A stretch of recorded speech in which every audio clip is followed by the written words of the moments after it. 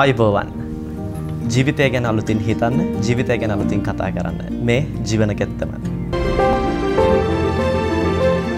ඉතින් ජීවන ගෙත්තමින් අදත් අපි ඔබේ ආලින්දයට එනවා. මතක තියාගන්න අපි මේ තාමත් ජීවත් වෙන්නේ වසංගත තත්වයක.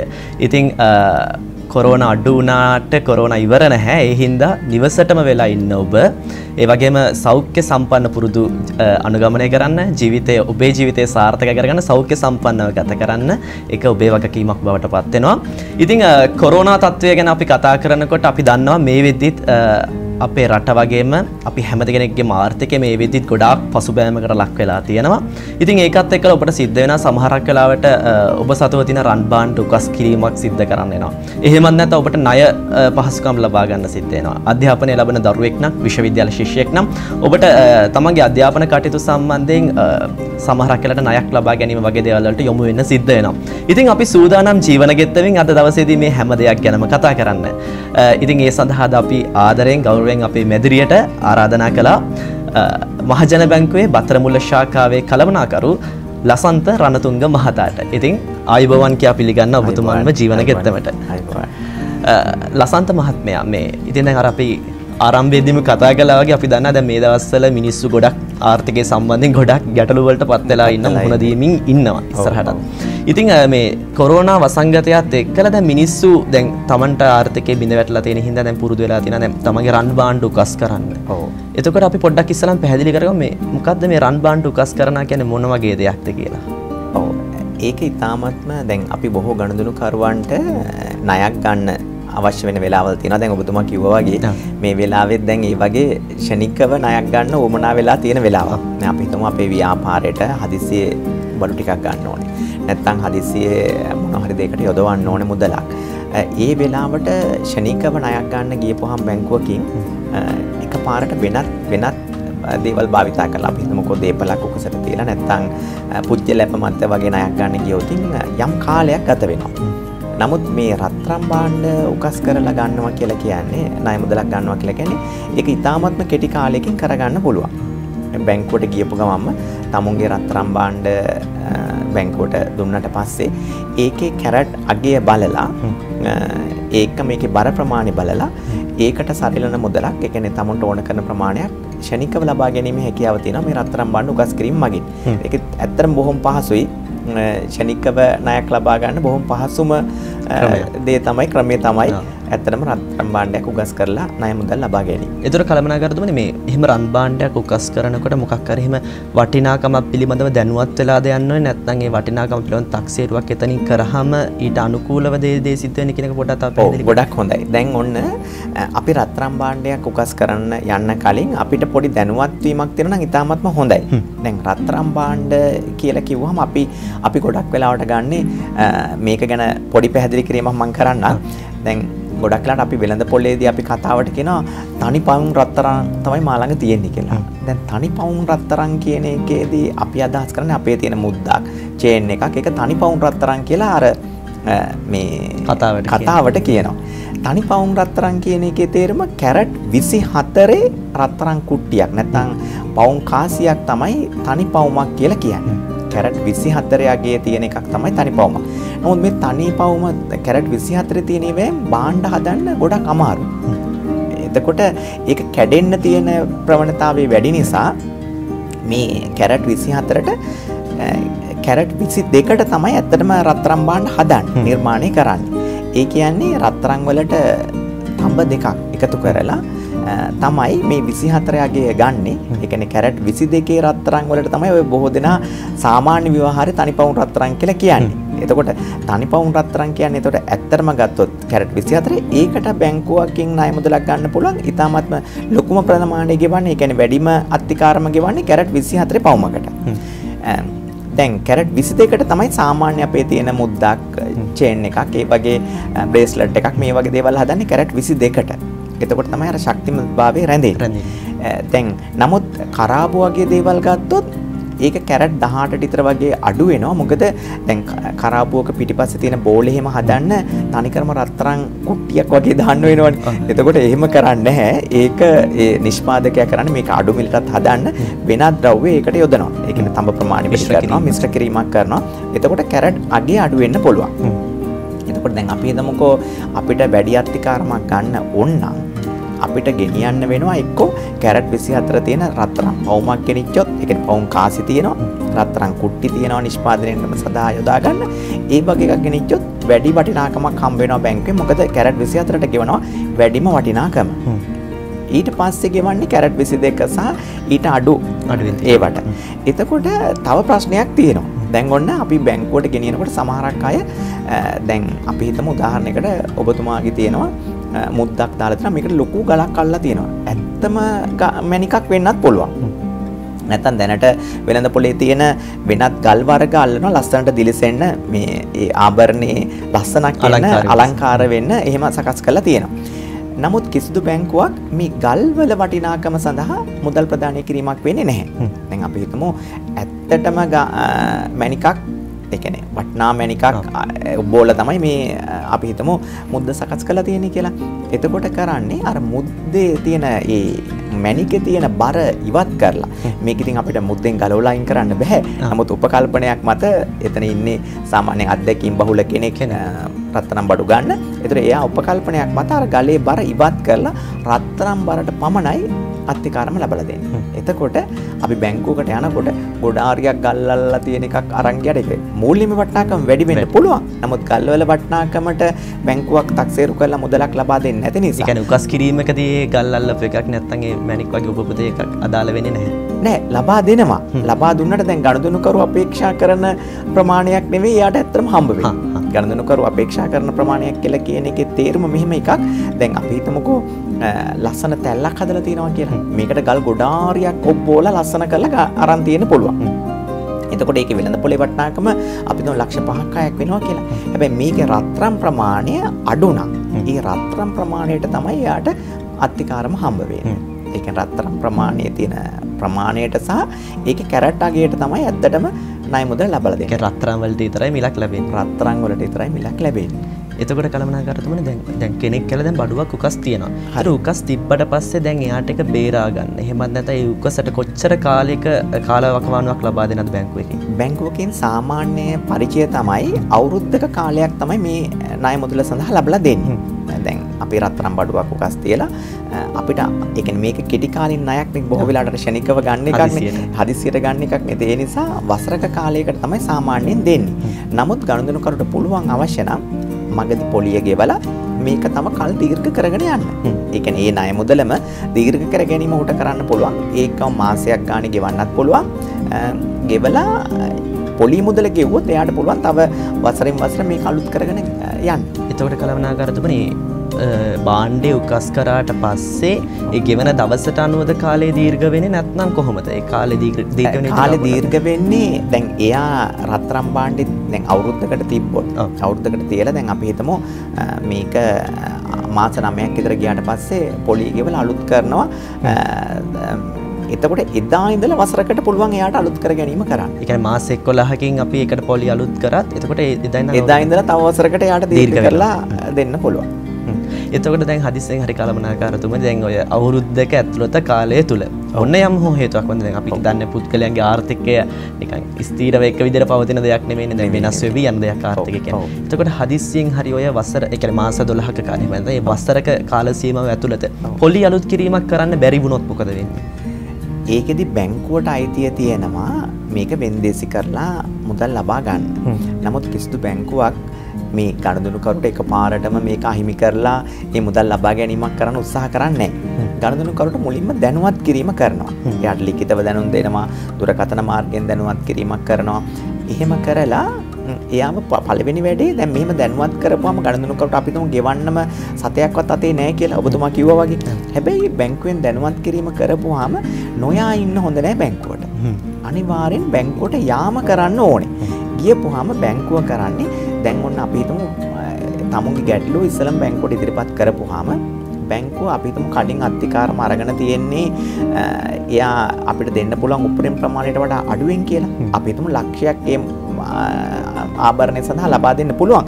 නමුත් ඒ ආරන් තියෙන 90,000යි. අපි තුන් පොලිය 5000ක් විතර ගෙවන්න තියෙනවා.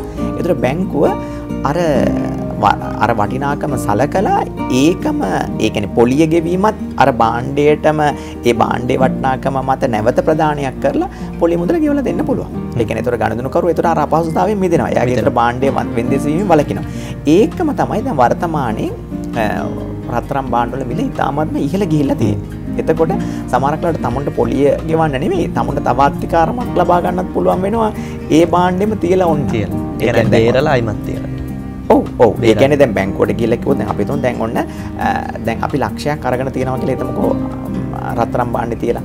ඒකේ ඒ තියෙන වෙලාවේ වටනාකම දෙන්න පුළුවන්කම තියෙන උපරිම ප්‍රමාණ ලක්ෂය කියලා හිතමුකෝ.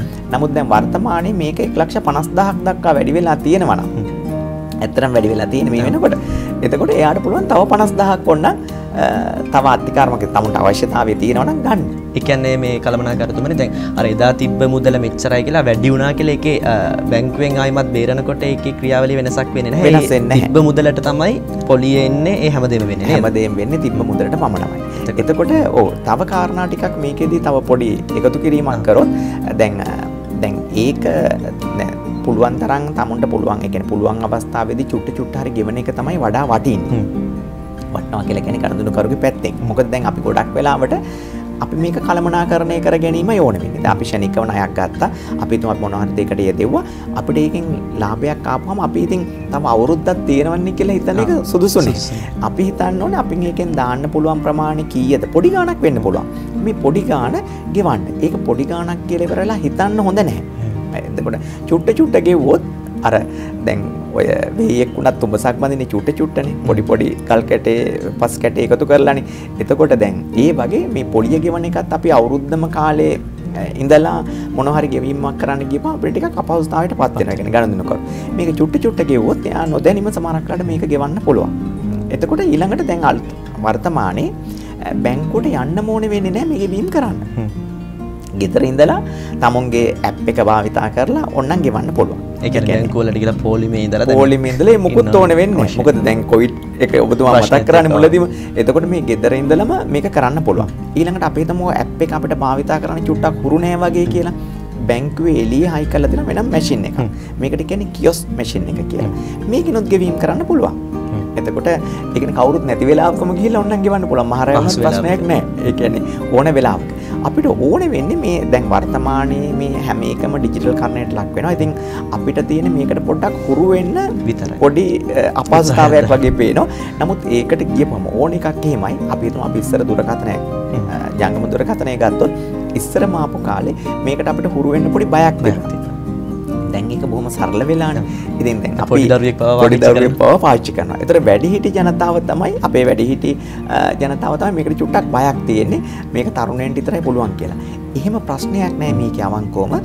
දැන් අපිට ඕන වෙන්නේ අපි මැෂින් එකට ගිහලා අපි මොකුත් දන්නේ නැහැ කියලා හිතන්න හොඳ නැහැ. ඊළඟට මම හිතන්නේ එතනට නොදැන යන කෙනෙක්ට සහාය ලබා ගන්න කෙනෙක් ඉන්නද එතකොට සාමාන්‍යයෙන්. හරියටම හරි. දැන් ඔබතුමා කියපු කාරණේ හරියටම ආවා. දැන් එකක් තමයි ඒ බැංකුවේ ඉන්න ආරක්ෂක නිලධාරි මහත්තයා සාමාන්‍යයෙන් මොනවා හරි තැනක අපි මැෂින් එකක් දාලා තියෙනවා. එතන ආරක්ෂක නිලධාරියෙක් යොදලා තියෙනවා. එයා ආරක්ෂක කටයුතු වලට හිටියට එයා මේක බලලා මෙයාට වෙනම උගන්වලා කියන එකක් නෙවෙයි.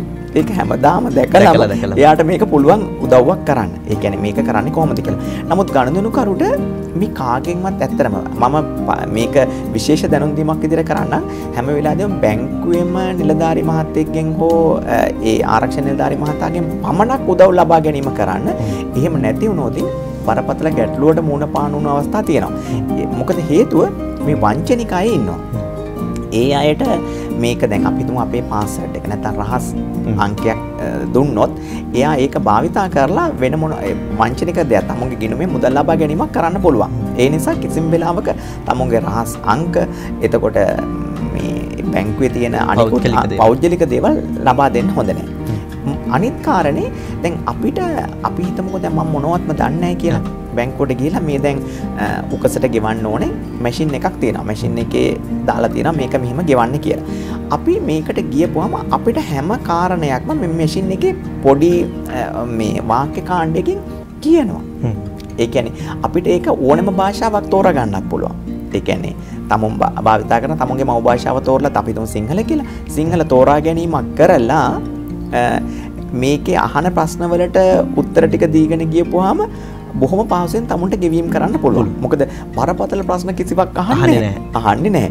එතකොට ඊළඟ වැඩේ තියෙන්නේ අන්තිමට මේක ගෙවන්නද කියලා. දැන් ඔබට හරි නේද කියලාත් අහනවා. පූර්වදැනුම් දීමක් කරනවා. පූර්වදැනුම්. එතකොට දැන් තමුන්ට වරදිනවා නම් දැන් මේක නැවත පරීක්ෂා කිරීමක් කරන්න පුළුවන්. මේ තමුන්ගෙම එකටද ගෙවන්නේ වෙන එකකට වැරදිලාද කියන එක තමුන්ට පහසුවෙන් හොයාගන්න පුළුවන්. ඒ නිසා ඒක බලලා ගෙවීම් කරොත් ලොකු ප්‍රශ්නයක් වෙන්නේ නැහැ මං හිතන්නේ. ඒ කියන්නේ ගැටලුව පුළුවන් තරම දුරට නිරාකරණය කරගන්න පුළුවන්. එතකොට මේ කළමනාකරතුමනි මේ මම දැනගන්න කැමතියි දැන් අර අපි කතා කරා දැන් භාණ්ඩයක් උකස් කරාට පස්සේ පොලි ගෙවන්න නැතුව ඉන්නට මෙතුමා කියන්නේ පුළුවන් තරම් චුට්ට හරි ගෙවන්න නැතුව ඉන්න එපා. ඒ කියන්නේ ඔබට හැකි විදිහට ටික හරි ගෙවීම සිද්ධ කරන්න කියලා. ඒතර බැංකුවෙන් එතකොට මේ විදිහට ඔබට සහනයක් ලබා දීලා තියෙනකොට අපි දන්නා මේ වසංගතයේදී සිද්ධ වෙලා තියෙන ප්‍රශ්නත් එක්ක ආර්ථිකය මේ වෙද්දි හැමෝගෙම බිඳ වැටලා තියෙනවා. ඒ වුණත් ඔබට ලැබෙන ආදායමෙන් පොඩි කොටසක් හරි මං හිතන්නේ බැංකුවට ඒ උකස් කරපු භාණ්ඩය සඳහා පොලි මුදලක් එකට අපි ගෙව්වොත් එතකොට ඒක අපිට නැතිවීමක් අහිමිවීමක් එහෙම නැත්නම් සින්නවීමක් කියන කාරණාව මම හිතන්නේ සිද්ධ වෙන්නේ නැතුව ඒක කරගෙන යන්න පුළුවන්. ඉතින් අපි බලාපොරොත්තු වෙනවා මෙතනින් හට රන් භාණ්ඩයක් සින්න වෙනවා කියන්නේ මොකක්ද? ඊළඟට මෙතුමක වෙන්දීසි දානවා කියලා. එතකොට වෙන්දීසි දැමීමේ ක්‍රියාවලිය සිද්ධ වෙන්නේ කොහොමද? අපි ඔන්න ඔය දේවල් ගැනත් කතා කරන්න බලාපොරොත්තු වෙනවා. ඉතින් අපි මේ සූදානම් වෙන්නේ කෙටි විරාමයකට යන්න. විරාමයෙන් පස්සේ අපි නැවතත් එකතු වෙමු ජීවන ගෙත්තමත් එක්ක අපි කතා කරමු. කොහොමද මේ රන් භාණ්ඩයක් බේරගන්නේ සින්න වෙන්නේ කියන ක්‍රියාවලිය.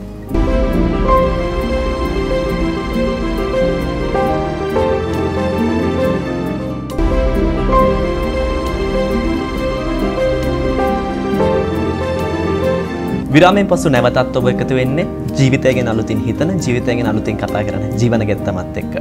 ඉතින් අද දවසේ අපිත් එක්ක එකතු වෙලා ඉන්නවා මහජන බැංකුවේ බතරමුල ශාඛාවේ කළමනාකරු ලසන්ත රණතුංග මහතා. ඉතින් එතුමත් එක්ක අපි සාකච්ඡා කරගෙන හිටියේ මේ භාණ්ඩයක් උකස් කරන්නේ කොහොමද?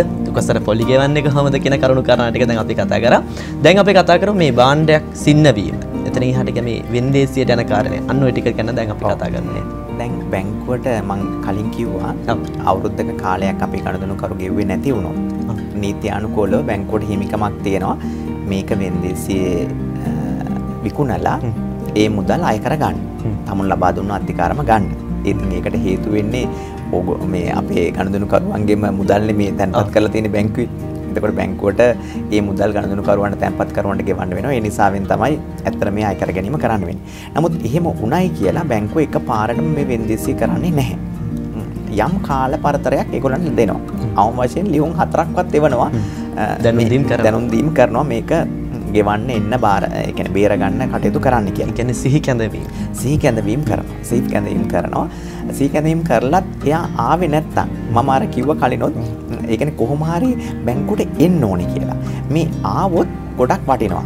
ඒකෙදි තව මම මතක් කරන්න තියෙන කාරණයක් තියෙනවා.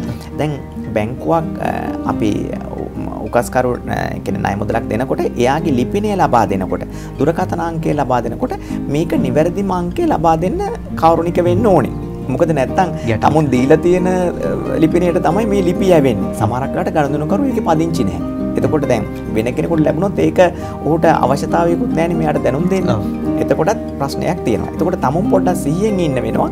අවුරුද්දක් කල් පිරෙලා නම් බැංකුව පැත්තේ පොඩ්ඩක් ගිහිල්ලා මේකට මොකද කරන්න කියලා බලන්න. දැන් ඊට පස්සේ අපි හිතමු මොනවා හරි හේතුවකට පුංචි බාතක් කියනවා. කළමනාකරතුමනි දැන් ওই විදිහට සිහි කැඳවීම කරනවා. දැන් හිතන්නකෝ දැන් සිහි කැඳවීම කරවලා ගනුදෙනුකරුව දැනුවත් කරලා මේ ඔක්කොම කරද්දිත් ගනුදෙනුකරුවට දැන් ඔබතුමා කිව්වා අර නිකන් පොඩ හරි අර වේක් තුබසක් වඳිනා වගේ නිකන් පොඩ හරි ගෙවන්න කියලා කිව්වනේ. දැන් ඒ බැංකුවට එන සේවාදායකයට එහෙම නැත්නම් ගනුදෙනුකරුට එහෙමවත් ගෙවා ගන්න ආර්ථිකයක් නොතිබුණොත් එතකොට බැංකුවත් එක්ක සාකච්ඡා කරලා මොකක් හරිම වෙනත් සහනදායි විසඳුමකට එන්න පුළුවන්. අනිවාර්යෙන් පුළුවන්. මොකද ඒ වෙලාවේදී තියෙන්නේ තමුන් ඒ සම්බන්ධයෙන් කළමනාකරුත් සමග සාකච්ඡා කරන්න ඕනේ. එතකොට කළමනාකරු අර අවස්ථාව අරගෙන ඒ කියන්නේ තව සහනයක් දෙන්න පුළුවන්ද කියන එක බලලා මේක වෙන්දෙසින් ඉවත් කිරීම කරනවා. එතකොට එයාගේ දුෂ්කරතාවයත් එයා සඳහන් කරලා දෙන්න ඕනේ. ඒ කියන්නේ ඒක නිබැරදි වෙන බවට සාක්ෂිත් එක්ක නිකන් ඔප් කරලා පෙන්නන්න ඕනේ. පැහැදිලිතාවයක් තියෙන්න ඕනේ. ඒ කියන්නේ නැත්නම් ඊට පස්සේ හේතුවක් වෙන්න පුළුවන්. ඒ නිසා එහෙම කරොත් එහෙම මේ අවංකතාවය තියෙනවා නම් ඇත්තටම බැංකුව වෙන්දෙසි කරන්නේ නැහැ. ඒ අවස්ථාව ගනුදෙනුකරුට දෙනවා. අපි හිතමු දැන් ඒත් නැති වුණොත් ඒ කියන්නේ ඒත් දෙන්නේ නැහැ මොකුත්ම කරන්නේ නැති වුණොත් බැංකුව මේක වෙන්දේසියට යොදවනවා. වෙන්දේසියට දානවා. ඉතින් දැන් මේකෙදිත් මම මේ ගනුදෙනු කරන හැමෝටම කියන දේ බැංකුවක වෙන්දේසියක් තිබුණොත් ඒක හිතන්න හොඳ නෑ බැංකුව මේ තමුන්ගේ ගාණ විතරක් අය කරගෙන වෙන්දේසිය දානවා කියලා. වෙන්දේසි කරන්නේ පවතින මිලට. ඒ කියන්නේ දැන් රත්තරන් භාණ්ඩයක් අපි හිතමු බැංකුව අරගෙන තියෙන මම කලින් කිව්වා වගේ ලක්ෂයක් තමයි ඔන්න දැන් අපි ආර්ථිකාරම විදිහට යොදලා තියෙන්නේ කියලා. අපි හිතමු මේකේ පොලියත් එක්ක 1,10,000ක් වෙනවා කියලා. අපි හිතමු වර්තමානයේ වටිනාකම මේක 1,50,000. බැංකුව තමුන්ගේ 1,10,000 විතරක් අරගෙන වෙන්දේසි කරලා තමුන්ගේ ටික අය කර ගැනීමක් කරන්නේ නැහැ. මේක වර්තමානයේ තියෙන වටිනාකමට තමයි අවම ලන්සුව තියන්නේ. අවම ලන්සුව කියන එකේ තේරුම මිලක් තීන්දුව කරනවා මෙන්න මේකට තමයි අපි ඔන්න විකුණන්නේ කියලා. එතකොට වෙන්දේසියේදී තව ගනුදෙනුකරුවන්ට ඒ කියන්නේ ගැනුම්කරුවන්ට පුළුවන් මේකට වඩා ඉල්ලීමක් කරලා කරන්න. ඒතර උපරිම මිලට තමයි බැංකුව මේ වෙන්දේසිය අලෙවි කරන්නේ. දැන් අපි හිතමු ලක්ෂයට තිබ්බ එකක් 1,10,000ක ගනුදෙනුකරුවට ගෙවන්න තියෙනවා. මේක යම් හේතුවකට ගෙවන්නම් බැරි වුණා. ඒ කියන්නේ අපි කියමු අර කියපු සියලුම කාරණා ගිහිල්ලා කරගන්න හැකියාවක් නැහැ. දැන් මේක අලෙවි වුණොත් එතකොට බැංකුව කරන්නේ තමුන්ගේ 1,10 අරගෙන 1,50කට නම් අලෙවි වුණේ අර ඉතුරු 40,000 ගනුදෙනුකරුවන්ට ලබා දෙනවා. නැවත ගෙවීමක් කරනවා. ඉතින් දැන් මේකෙදි මම තව කාරණයක් පොඩ්ඩක් මතක් කරන්නම්. දැන් බොහෝ තැන්වල විවිධ පත්‍රිකා මගින් ගනුදෙනුකරුවන්ව ඒ කියන්නේ ඒ වගේ අපහසුතාවයට පත් වෙලා තියෙන අය අපි බේරලා දෙන්නම් කියලා මේ මං හිතන්නේ ඔබතුමත් දැකලා ඇති මේ පෝස්ටර් ගහලා වගේ තියෙනවා. ඉතින් ඒ ඇත්තටම ඒ බේරා ගැනීම අර බැංකුවේ කළමනාකරු හම්බුණා නම් ඒ ඔබට සරිලන පරිදි ඒ කියන්නේ ගනුදෙනුකරුට වාසිදායක වඩා වාසිදායක වෙන විදිහට බේරලා දෙනවා. නැත්තම් අර වගේ වංචනික අයට අසවීම නම් සුදුසු වෙන්නේ නැහැ. ඔව්. ඒ කියන්නේ විශ්වාස කරන්න පුළුවන් තැනකට යන්න කියන එක තමයි කියන්න වෙන්නේ. ඊළඟට තව පොඩි කාරණයක් විතරක් මතක් කරන්නම්. මොකද මේක බොහෝ තැන්වල වෙන නිසා මං හිතන්නේ හොඳ පණිවිඩයක් වේවි. ඕගොල්ලන්ටත් මේ දේ වෙන්න පුළුවන්. දැන් බැංකුවට එකපාරට ගිහිල්ලා ඉන්නදී අපි හිතමු මම කියලා මම එකපාරට ඔබතුමා හම්බුන ගමන් මේ දැකලා නැහැ. මම කියනවා බාන්නකෝ මට ID කාඩ් එක ගන්න බැරි වුණා. මගේ රත්තරන් භාණ්ඩයක් තියෙනවා පොඩ්ඩක් උකස් කර ගන්න ඕන. හදිසියේ සල්ලි ගන්න විදියක් නැහැ. මේක පොඩ්ඩක් ඔයාගේ ID කාඩ් එක තියෙනවා නම් මේක උකස් කරලා දෙන්න කියලා.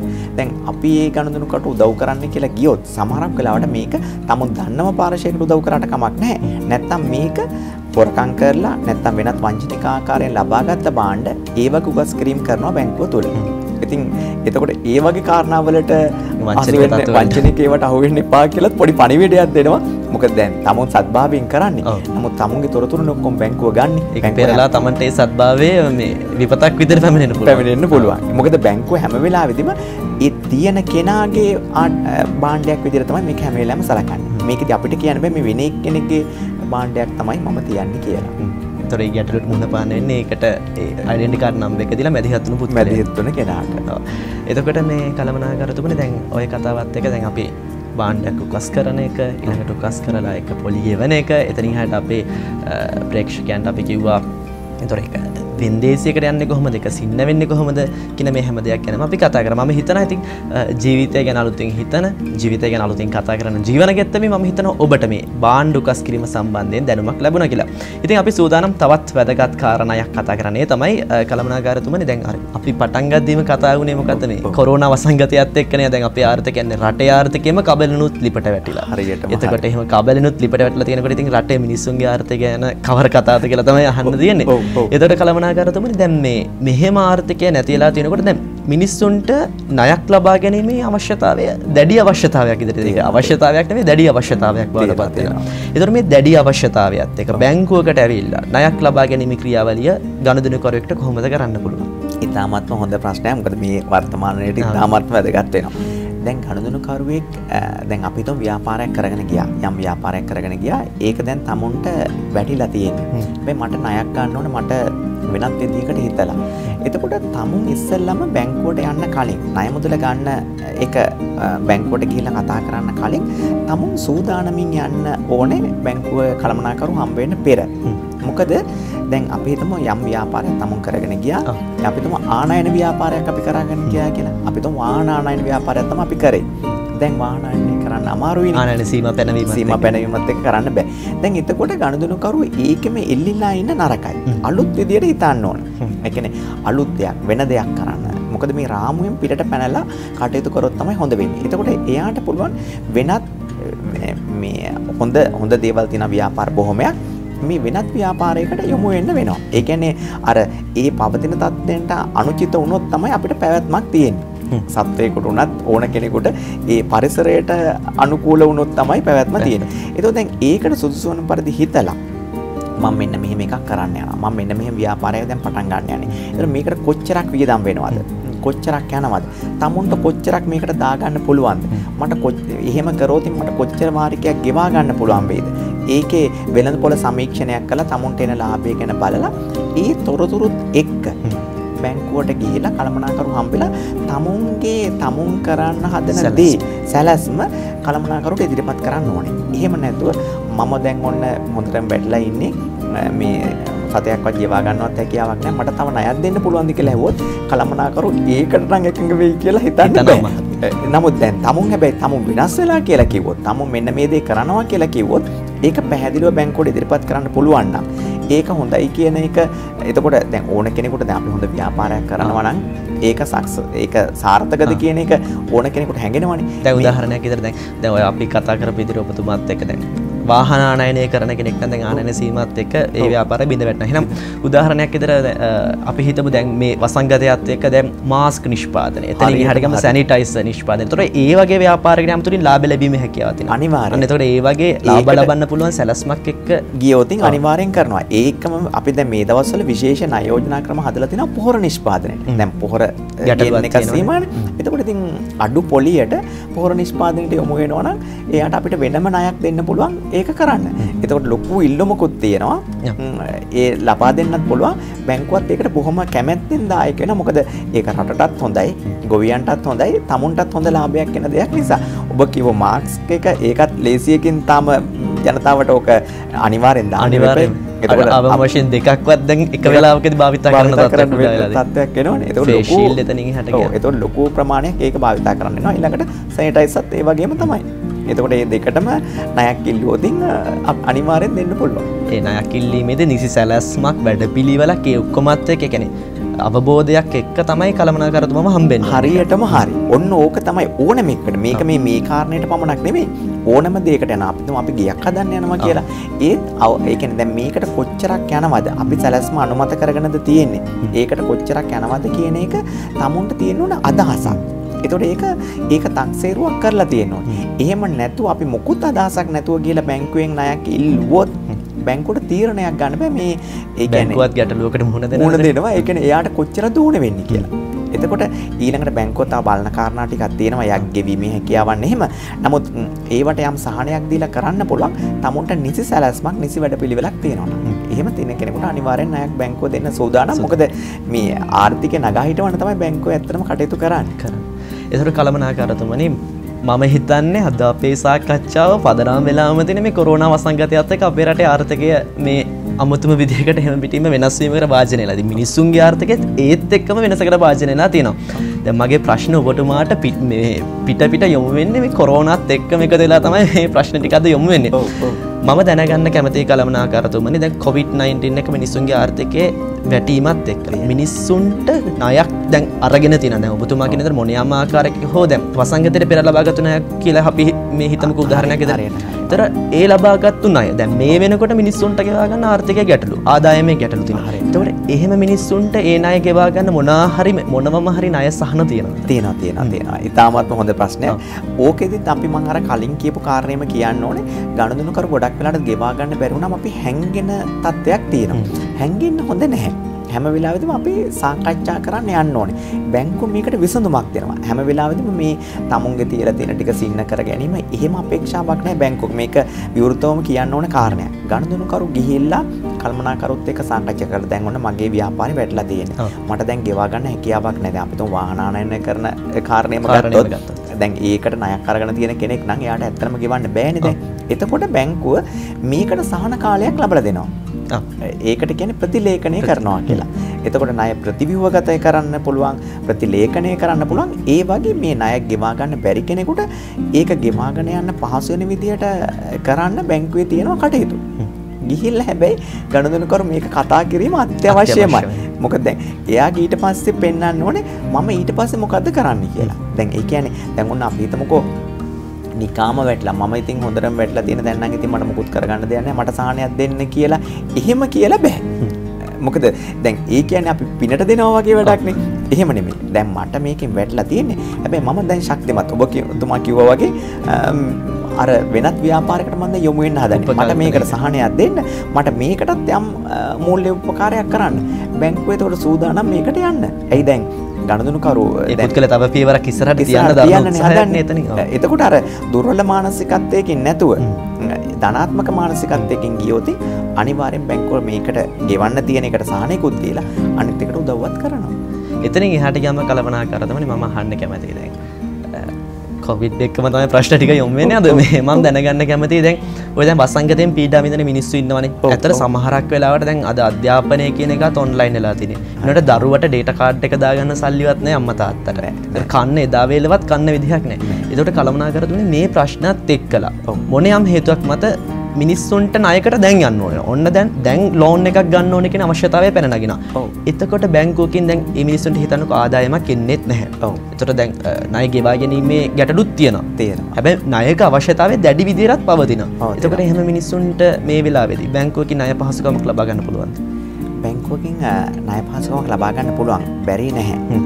නමුත් බැංකුවට තියෙනවා මේ වගකීම. වගකීමත් මම ඒක පැහැදිලිව කරන්න ඕනේ.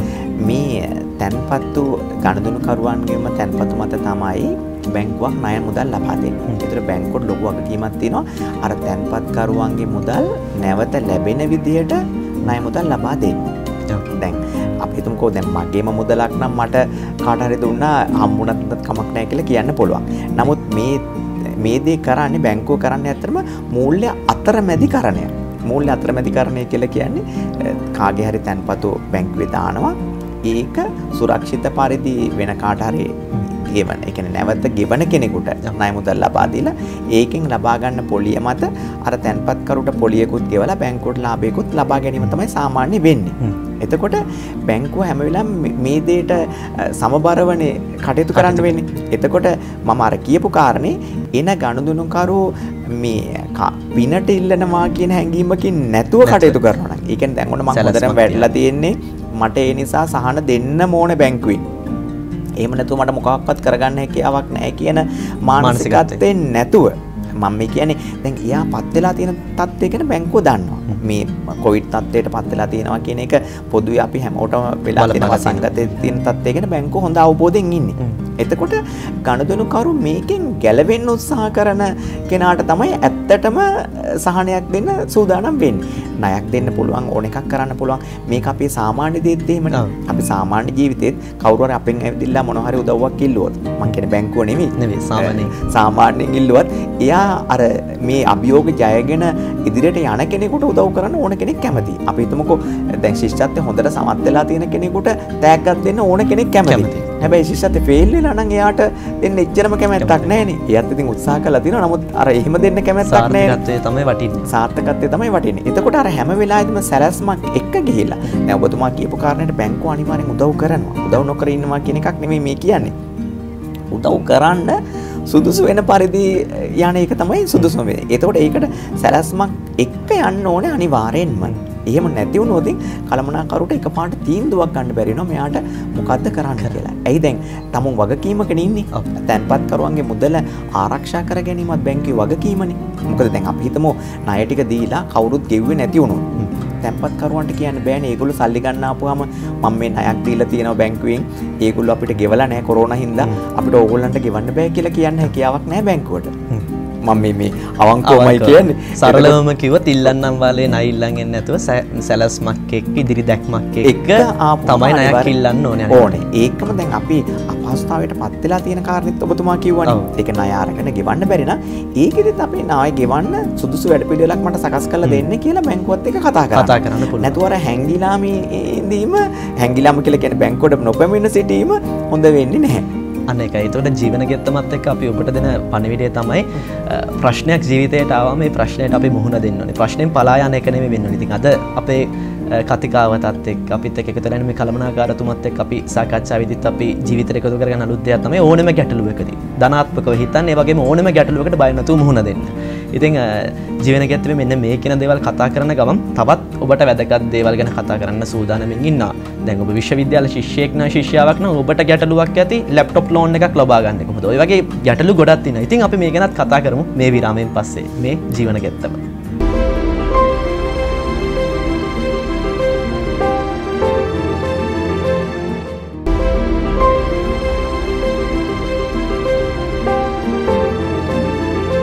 විරාමයෙන් පසු නැවතත් ඔබ එකතු වෙන්නේ ජීවිතය ගැන අලුතින් හිතන ජීවිතය ගැන අලුතින් කතා කරන ජීවන ගැත්තමත් එක්ක.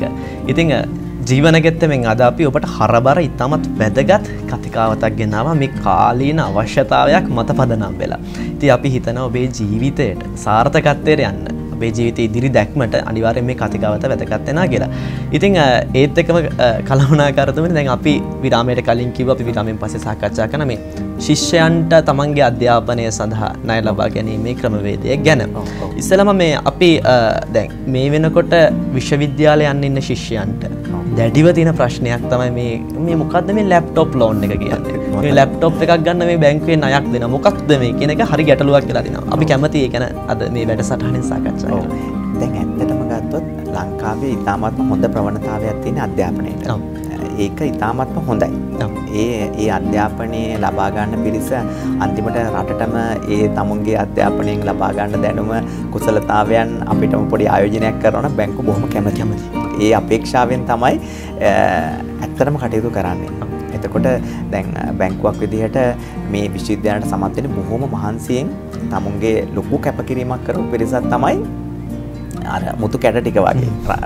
එතකොට මැණික් කැට ටික වගේ තමයි මේ විශ්වවිද්‍යාලයට සමත් වෙන්නේ. බොහොම ලොකු කඩයිමක් ලංකාවේ. එතකොට දැන් ඒගොල්ලන්ට උදව්වක් විදිහට තමයි බැංකුව මේ ලැප්ටොප් එකක් දෙන්නේ. මොකද විශ්වවිද්‍යාලේ යන දරුවන්ට ලැප්ටොප් එකක් ගන්න පුළුවන් ණය මුදල් ලබා දෙනවා.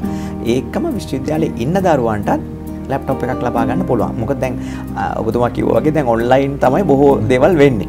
එතකොට මේකට අත්‍යවශ්‍යයි ලැප්ටොප් එක අත්‍යවශ්‍යම භාණ්ඩයක් බවට පත් වෙලා තියෙනවා. ඒ නිසා තමයි බැංකුව මේ දරුවන්ට ලැප්ටොප් ලෝන් එකක් දෙන්නේ. එතකොට ඒ විතරක් නෙවෙයි තව තමුන්ගේ දැන් වෙනත් අපි හිතමුකෝ බාහිර විශ්වවිද්‍යාලයක් මගින් නැත්නම් බාහිර ආයතනයක් මගින් උසස් අධ්‍යාපනය හදාරන ඒකටත් ණය මුදල් ලබා දෙන්න පුළුවන්. එතකොට මේ කළමනාකරතුමනි දැන් ඔය විශ්වවිද්‍යාල ශිෂ්‍යයෙක් හෝ ශිෂ්‍යාවක් දැන් ඔය ලැප්ටොප් ලෝන් එක අපි හිතන්නකෝ ලබා ගත්තා කියලා. ඒතර මේක ගෙවාගෙන යාම සිද්ධ කරන්න ඕනේ කොහොමද? අධ්‍යාපනයේ ලැබෙන කාල සීමාවෙදිද නැත්නම් අධ්‍යාපනය අවසන් කරලාද පොඩ්ඩක් ඒක ගැන. ඔව් හරි ගොඩක් හොඳයි. දැන් හැම වෙලාවෙදිම බැංකුව මේකෙදි කරන්නේ මෙන්න මෙහෙම දෙයක්. ඉතාමත්ම අවම පොලියක් තමයි මේකෙදි ගන්නෙ. ඒ කියන්නේ ඇත්තටම කියනම් පොලියක් නෑ වගේ තමයි. සත්‍යම කාරණේ කිව්වොත්. මේකෙදි එකක් බලනවා අපි හිතමු ගන්න කෙනා සමහරක් වෙලාවට මොනවා හරි රැකියාවක නිරත වෙලා ඉන්න කෙනෙක් වෙන්නත් පුළුවන්.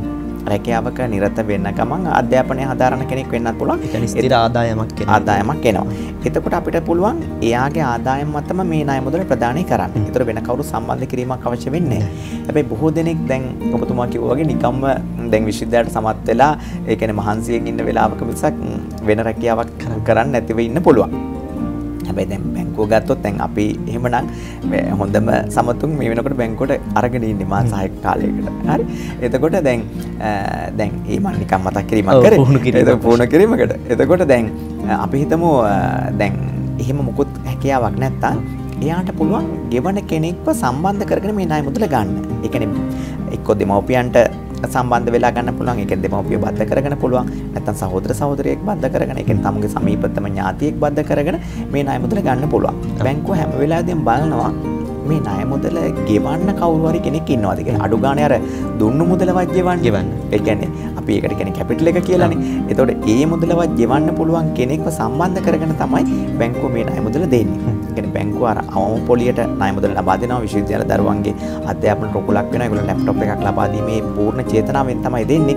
නමුත් බැංකුවට වගකීමක් තියෙනවානේ. මම අර මුලින් කිව්වා වගේම මේක මේ තැන්පත් කරුවන්ගේ මුදල්නේ ඇත්තටම ලබලා දෙන්නේ. එතකොට ඉතින් ඒ මුදල ආපසු අය කරගන්න යම් ක්‍රමවේදයක් බැංකුවට බලන්න වෙනවා. ඒ නිසාවෙන් තමයි අර ගෙවන්න පුළුවන් කෙනෙක්ව ආදායමක් තියෙන කෙනෙක්ව සම්බන්ධ කරලා මේ ණය මුදල් ලබා දෙයි. එතකොට ඒ ණය මුදල ලබා ගැනීම කියන කාරණයත් එක්ක අපි දැන් කතා කරන්න සූදානම් වෙන ඔබතුමත් එක්ක දැන් ඊට අමතරව දැන් අපි ලැප්ටොප් ලෝන් එක ගැනනේ කතා කරේ. ඒතකොට දැන් ඒක දැන් ඒ ලෝන් එක ලබා ගන්න මේ ණය පහසුකම ලබා ගන්නකොට මොන වගේ දේවල්ද ඉදිරිපත් කරන්න ඕනේ සාක්ෂි විදියට? දැන් මුදල් ඒ කියන්නේ මොනවාද ගෙවීමේ හැකියාව තියෙන අපි තෝ දෙමෝපියෝ ගත්තොත් එයාව විතරක් තියලා ඉවර වෙලා ලැප්ටොප් ලෝන් එක ඒ කියන්නේ බද්දව මේ ණය මුදල දෙන්න පුළුවන් වෙන මොකුත් අපි ඒ කියන්නේ ලොකු ඒ කියන්නේ විශ්වවිද්‍යාලේ ඉන්නවා කියලා ඔප්පු කිරීම සිද්ධ කරන්න ඕනේ. ඔව්. ඒතර කළමනාකාරතුමනි දැන් මේ ණය මුදල ලබා ගැනීමත් එක්කලා ඒ ලබා ගන්න ලැප්ටොප් උපකරණ වර්ග මොන හරි ආයතනත් එක්ක බද්ධ වෙලා කරන ඒවාද නැත්නම් කැමැතිම උපකරණයක් ගන්න පුළුවන්. එහෙම බෑ. බැංකුව මේකට දැන් ඒ කියන්නේ මොකද මේකෙදිත් අහුවෙන්න පුළුවන් නේ. එකපාරටම දන්නේ නැහනේ. ඒ නිසා බැංකුව මේ ණය මුදල් ලබා දෙන්න ආයතන ටිකක් තෝරාගෙන තියෙනවා. එතකොට ඒගොල්ලන්ට අපි ප්‍රමිතියක් දීලා තියෙනවා බැංකුව. මෙන්න මේ වගේ ලැප්ටොප් එකක් තමයි අනිවාර්යෙන් දෙන්න ඕන දරුවට කියලා. මොකද නැත්තම් දැන් අඩු මුදලකට වෙන මොකක් හරි දෙන්න පුළුවන්. එතකොට ඒ නිසා ඒ ප්‍රමිතිගත ලැප්ටොප් එකක් තමයි ඇත්තටම දරුවන්ට ලැබෙන්නේ. ඒ කියන්නේ විශ්වවිද්‍යාල දරුවන්ට සමතුන්ට සහ ඉන්න අයට. එතකොට අපි ඒ ගෙවීම කරන්නේ ඍජුව ඒ ආයතනයට. ඒ කියන්නේ එතකොට ඒකෙන් තමයි දරුවට ලැප්ටොප් එක හම්බ වෙන්නේ. එතකොට කළමනාකාරතුමනි දැන් හදිස්සියෙන් හරි දැන් හිතන්නකෝ දැන් ලක්ෂයක ණය මුදලක් ලබා දෙනවා. හැබැයි ඒ දරුවා ගන්න යන ලැප්ටොප් එක 1.20ක් කියලා හිතන්නකෝ 1,20,000ක් පමණ එනවා. එතකොට අර 20,000 ඒ කියන්නේ එහෙම එකකට දැන් 20,000ක් අතින් දාලා අර ලෝන් එකත් බද්ධ කරලා ගන්න පුළුවන්. පුළුවන්. ඒක කිසි ප්‍රශ්නයක් නැහැ. ඒ කියන්නේ අමතර මුදල දා ගන්න පුළුවන් නම් ගැටලුවක් නැහැ. බැංකුව අර බැංකුවෙන් දෙන ප්‍රමාණය දීලා ඉතුරු ටික දාලා ගන්න පුළුවන්. ඊට අමතරව අපි දැනගන්න කැමති දැන් ජීවනයේ ගෙත් වෙන ඔය දරුවන්ගේ අධ්‍යාපනය සඳහා යන ණය පහසුකම් ගැන කතා කරනකොට අපි කැමති දැනගන්න ඔබතුමන්ගෙන් මේ ඊට අමතරව O level සමත් වෙච්ච දරුවන්ට A level සමත් වෙච්ච දරුවන්ට ඊළඟට ශිෂ්‍යත්වයේ සමත් වෙච්ච දරුවන්ට අධ්‍යාපනය ඉදිරි අධ්‍යාපනය සඳහා උසස් අධ්‍යාපනය සඳහා ණය මුදල් ලබා දෙන නම් කොහොමද ඒ ක්‍රියාව? ඔව් ඇත්තටම ලබා දෙනවා. අපි ගොඩක් වෙලාවට මෙතෙන්දී බලන්නේ උසස් අධ්‍යාපනයට තමයි ණය මුදල් ලබා දෙන්නේ. එතකොට අපි හිතමුකෝ ලංකාවේ තියෙන විශ්වවිද්‍යාල එකම උසස් අධ්‍යාපනක ආයතන තියෙනවා. මේ වගේ උපාධි පාඨමාලාවල් සහ වෙනත් පාඨමාලාවල් හදාරනවා. එතකොට දැන් ඒකට තමුන්ට කැමති පාඨමාලාවකට ඉදිරිපත් වෙලා උසස් අධ්‍යාපනයට ඒකේ සම්පූර්ණ මුදලම බැංකු ණය මුදලක් විදිහට ලබා දෙන්න පුළුවන් ලංකාවේ විශ්වවිද්‍යාලවල. ඒකම බාහිරව අපි තම විදේශගත වෙලා අධ්‍යාපනය හදාරන්න බලාපොරොත්තු වෙනවා නම් අපිට පුළුවන් 80%ක දක්වා ණය මුදල් ප්‍රදානය කරන්න. ඒ කියන්නේ ඒ ගෙවන්න තියෙන මුදලින් 80%ක් දක්වා සලකලා ණය මුදල් ප්‍රදානය කරන්න පුළුවන්. ලංකාවෙම එකක කරනවා නම් ලංකාවේ විශ්වවිද්‍යාලයක අධ්‍යාපනය හදාරනවා නම් ඒක එතකොට ඒ තමුන් හදාරන්න බලාපොරොත්තු වෙන පාඨමාලා සඳහා සම්පූර්ණ ණය මුදල් ලබා ගැනීමේ හැකියාව තියෙනවා දරුවන්ට. ඒ කියන්නේ ඔහුගේ සුදුසුකම් තියෙනවා නම් ඒ තමුන්ගේ ආයතනයට ගිහලා තමුන් කැමති ආයතනයට ගිහලා ඒකේ කොච්චරක් යනවද කියන එකේදී ඒගොල්ලෝ මේ ණය මුදලක් ලබාගෙනයි මේක කරන්න කියලා අධ්‍යාපනය හදාරන්න කියලා කිව්වහම ඒගොල්ලන් බැංකුවට දෙන ලීවිල ටිකක් දෙනවා. ඒ කියන්නේ මෙන්න මෙච්චරක් මුදලක් යනවා කියන කාරණේ සඳහන් කරපු ලීවිලි ප්‍රමාණය බැංකුවට ඉදිරිපත් කරනවා. ඒතර බැංකුවට පුළුවන් මේක ගෙවන්න පුළුවන් කෙනෙක්ව සම්බන්ධ කරගෙන සුදුසු රැකමක් ලබා දීලා ණය මුදල් ප්‍රදානය කරනවා. එතකොට කළමනාකාරතුමනි එතකොට මේ කියන කාරණාව රාජ්‍ය විශ්වවිද්‍යාලයක ඉගෙන ගන්න සිසුන්ටත් අදාළද නැත්නම් දේශීයව පෞද්ගලික විශ්වවිද්‍යාලයක ඉගෙන ගන්න සිසුන්ට විතරද අදාළ වෙන්නේ කොහොමද? දැන් දේශීය විශ්වවිද්‍යාලයකදී අත්‍තරම නොමිලේ පාඨමාලාව හදාරන්නේ. එතකොට ඒක ණය මුදල් ලබා දීමට අපි තමයි දේශීය විශ්වවිද්‍යාලයක ඉන්න දරුවෙකුට උනත් එයා බාහිරව වියදමක් වෙන. ඒ කියන්නේ දැන් අපි අය කිරීමක් කරන එකකට මේ ණය මුදල් ප්‍රදානය වෙන්නේ අත්‍තරම. ඒ කියන්නේ තමුන්ට නොමිලේ නම් වෙන්නේ. එතකොට ඒකට ණය මුදලක් ප්‍රදානය වෙන්නේ නැහැ ඇත්තටම. නෑ මම අහන්නේ ඔබතුමාගෙන් දැන් හදිසියෙ දැන් අපි හිතමුකෝ දැන් දේශීය විශ්වවිද්‍යාලයක ඉගෙන ගන්න දරුවෙක්. දැන් තමන්ගේ අධ්‍යාපන කටයුතු කරගෙන යාමේදී අර අධ්‍යාපනයේ නොමිලේ ලැබුණා. දැන් හිතන්නකෝ දුරකට ගිහිල්ලා තමන්ගේ අධ්‍යාපනය රට තුලම කරගන්න යනකොට ආර්ථිකය සම්බන්ධයෙන් ප්‍රශ්න ඇති වෙලා නැහැ. එතකොට එහෙම දරුවන්ටත් පුළුවන් ද මේ ණය පහසුකම් ලබා ගන්න? දැනට හැබැයි එහෙම නැහැ. ඒ කියන්නේ දැන් ප්‍රධාන විදිහට කරන්නේ අපි යම් පාඨමාලාවකට අදාළව ඒ විශ්වවිද්‍යාලයටම ණය මුදල් ප්‍රදානය කරලා ඒ කියන්නේ ඍජු ගෙවීම ඒ ආයතනයටම කරලා ණය මුදල් ඒ කියන්නේ උසස් අධ්‍යාපනය සඳහා උදව් කිරීම තමයි කරන්නේ. නැතුව දැන් අර එයාගේ තියෙන පෞද්ගලික වියදම් සඳහා ඇත්තටම බර තැබීමක් මේ වෙලාවේදී වෙන්නේ නැහැ. එතකොට මේ කළමනාකරන දැන් පෞද්ගලික විශ්වවිද්‍යාලයක අධ්‍යාපනය ලබන දරුවන්ට මොන විදිහටද ණය පහසුකම ලැබෙන්නේ? එතකොට ඒ පොලිය ගෙවන්න ඕනේ කොහොමද? එතකොට කොච්චර කාලයක් යනද? අන්න ඔය ගැනත් අපි පොඩ්ඩක් කෙටියෙන් පැහැදිලි කරමු. ඔව්. දැන් එතෙන්දී අපි බලන්නේ මෙහෙම කාරණයක්. දැන් මේ ණය මුදල ගෙවන්න කවුරු හරි කෙනෙක් කියන්නේ යාගේ අම්මට තාත්තට හරි නැත්නම් සහෝදර සහෝදරියකට කියන්නේ අපකාරයෙක්. අපකාරයෙක් නෙමෙයි මම මේ කිව්වේ දැන් දරුවා ඒ අධ්‍යාපනය ලබද්දී එයාට වෙනත් රැකියාවක නිරත වෙන්නේ නැත්තම් අපි හිතමුකෝ රැකියාවක නිරත වෙන බොහෝ පිරිසකුත් අපෙන් ණය මුදල් ලබා ගන්න එනවා. ඒ කියන්නේ ඒගොල්ලෝ රැකියාවක් කරනවා ඊට අමතරව තමයි අර විශ්වවිද්‍යාලයේ අධ්‍යාපනය හදාරන්නේ. ඒක තමුන්ට ඒ කියන්නේ ඒ තමුන් කරන රැකියාවේ ඉහළට යන්න අර උපාධිය මේ හොඳ පිටිවහලක් වෙනවා. එතකොට ඒ වගේ අධ්‍යාපනය හදාරන බොහෝ දෙනෙක් ඉන්නවා. ඒතකොට තමුන්ටම මේ මුදල ගෙවන්න පුළුවන්. ඒ කියන්නේ අධ්‍යාපනය අවසන් කරලා පසුවද? නෑ දැන් බොහෝ වෙලාවට දැන් අපි හිතමු විශ්වවිද්‍යාල දැන් බාහිර දැන් අපි හිතමුකෝ ලංකාවේ තියෙන රජයේ විශ්වවිද්‍යාලවලදීනේ ගොඩක් වෙලාවට වෙනත් රැකියාවක නිරත වෙන්න හැකියාවක් නැති වෙන්නේ. නමුත් බාහිර විශ්වවිද්‍යාල ලංකාවෙම පිහිටවල තියෙන උසස් අධ්‍යාපනයක් ආයතන තියෙනවා. එතකොට දැන් පිටරටවලත් ඒ වගේ දේ වෙනවා. දැන් ලංකාවේ කියලා මම උදාහරණයක් ගත්තොත් ලංකාවේ විශ්වවිද්‍යාලයක බාහිර විශ්වවිද්‍යාලයක මම කියන්නේ පෞද්ගලික විශ්වවිද්‍යාලයක අධ්‍යාපනය හදාරන දරුවෙකුට පුළුවන් වෙනත් රැකියාවක නිරත වෙන්න. දැන් අපි හිතමු පරිගණක ක්ෂේත්‍රයේ රැකියාවක නිරත වෙනවා. එයා ප්‍රෝග්‍රෑමින් කරන්නේ. අපි හිතමු වැඩසටහන් සම්පාදනය කරනවා එයාගේ රැකියාව විදියට. එයා තව බාහිරව මේ තමුන්ගේ දැනුම වර්ධනය කරගන්නත් තමුන්ගේ උසස් වීම සඳහා වෙන උපාධියක් ගන්න උත්සාහ කරනවා විශ්වවිද්‍යාලයක් තුලින්. එතකොට දැන් එයාට ආදායමක් දැනටමත් ලැබෙනවනේ. ලැබෙන කෙනාට අර තමුන් බාහිරව කරන උපාධි පාඨමාලාව සඳහා යන වියදම ණය මුදලක් විදිහට ලබා දෙන්න පුළුවන්. අපි හිතමු එහෙම රැකියාවක් කරන්නේ නැත්නම් තමයි අර ගෙවන්න පුළුවන් කෙනෙක්. ඒ කියන්නේ ආදායමක් ලැබෙන කෙනෙක්ව මේකට සම්බන්ධ කරලා ණය මුදල ප්‍රදානය කරන්න වෙන්නේ. එතකොට අර ගෙවන්න පුළුවන් කෙනාගේ ගෙවීම් හැකියාව මත අපි කාලය තීන්දුව කරනවා. ඊට පස්සේ දැන් ඒ කියන්නේ ගන්න ණය මුදලත් අර ගෙවන්න පුළුවන් කෙනා ගෙවීමේ හැකියාවත් බලලා තමයි අපි ඊට පස්සේ කාලේ තීන්දුව කරන්නේ කොච්චර කාලයකට මේක දෙනවද කියලා. ඇයි දැන් අපිට ඒක වසර 2ක් වෙන්න පුළුවන් 3ක් වෙන්න පුළුවන් 5ක් වෙන්න පුළුවන් මේ අර ඒ කියන්නේ ගෙවන කෙනාගේ ආදායම සහ මේ ගන්න ණය මුදලේ ප්‍රමාණය එක තමයි ඒ කාරණේ තීන්දුව කරගන්න වෙන්නේ. දැන් ඔකත් එක තව ප්‍රශ්නයක් මට මේ ඔබතුමාට යොමු කරන්න සිද්ධ වෙනවා. දැන් හිතන්න දැන් මොනියම් හෝ හේතුවක් මත ඒ දරුවෙක් අධ්‍යාපනය සඳහා ණයක් ලබා ගන්නවා. ඒ ණය ලබා ගත්තට පස්සේ ඒක ගෙවන්න බාර ගන්න කෙනෙක් ඉන්නවනේ. හදිස්සියෙන් හරි කෙනා මිය ගියොත්. ඒ වගේ තත්ත්වයකදී මොකද වෙන්නේ එතනින් එහාට? එතෙන්දී දැන් අපි සාමාන්‍යයෙන් ඒ වගේ දැන් අර ලැප්ටොප් ටොම් වගේ නෙවෙයිනේ මේකත්. ඒතකොට ටිකක් ලොකු ණයක් අපි සාමාන්‍යයෙන් දෙන්නේ. ලක්ෂ 10ක් වෙන්න පුළුවන් සමහරක් පාඨමාලාවල සමහරක් ලක්ෂ 20ක් වෙන්න පුළුවන් 25ක් වෙන්න පුළුවන්. ඒ වගේ ලොකු ප්‍රමාණයක් අපි ලබා දෙන අවස්ථාවන් තියෙනවා. ඒ කියන්නේ මේ පාඨමාලාව අනුව. එතකොට මේකට අපි ණය මුදල ප්‍රදානය වෙන්නේ ඇත්තටම සුරකුමක් එක්ක. එක්ක අපකරුවෙක් ඉන්නවා නැත්නම් දීපල සුරකුමක්. ඒ කියන්නේ ඉඩමක් වගේ දෙයක් අපේට තියලා තමයි අපි ණය මුදල් ප්‍රදානය වෙන්නේ. ඉතින් දැන් ඔබතුමා කියපු කාරණේ දැන් අර මියගියක් වගේ දෙයකදී එහෙම එකකට අපිට පුළුවන් රක්ෂණාවරණයක් ලබාගෙන තියෙන්න. ඒ දැන් එහෙම රක්ෂණාවරණයක් කියන්නේ ණය මුදල සඳහා රක්ෂණාවරණයට කැමැත්ත අපි ගොඩක් වෙලාට අහනවා ගනුදෙනු කරුණින්. ඉතින් සමහරක් වෙලාවට මේ මුදල ගෙවන්න පොඩ්ඩක් අකමැති මුලදී. ඒ කියන්නේ දැන් රක්ෂණාවරණය කරගන්න.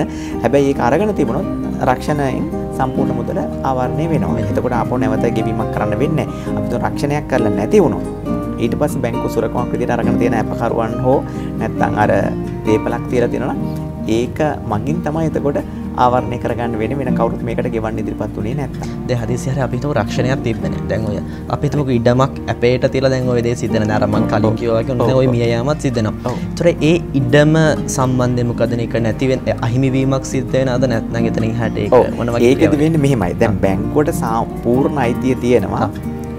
මේ ඉඩම වෙන්දේසි කරලා මේ තමුන් ලබා දීලා තියෙන ණය මුදල අය කර ගන්න.